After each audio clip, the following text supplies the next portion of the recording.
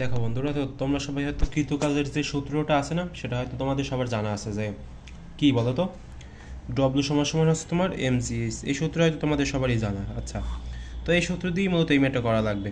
তো দেখো এখানে উদ্দীপকে কী আছে এবং কোশ্চেনে কী আছে সেটা একটু খেয়াল করো। 1 কিলোওয়াট ক্ষমতার একটি ইঞ্জিন দ্বারা 100 কেজি পানি 5 মিটার উচ্চতায় তুলতে 10 সেকেন্ড সময় লাগবে। এই তিনটে জিনিস আমাদের লাগবে।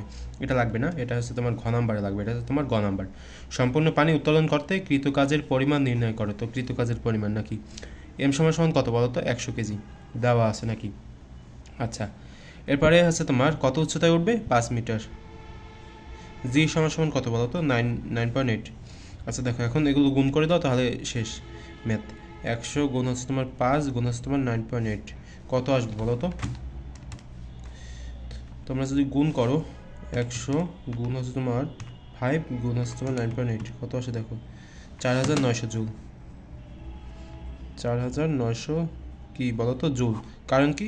কারণ কৃতকাজের একক হচ্ছে তোমার জুল। ঠিক আছে, তো এরকমভাবে তোমরা এগুলো বের করতে পারবা খুব সহজে।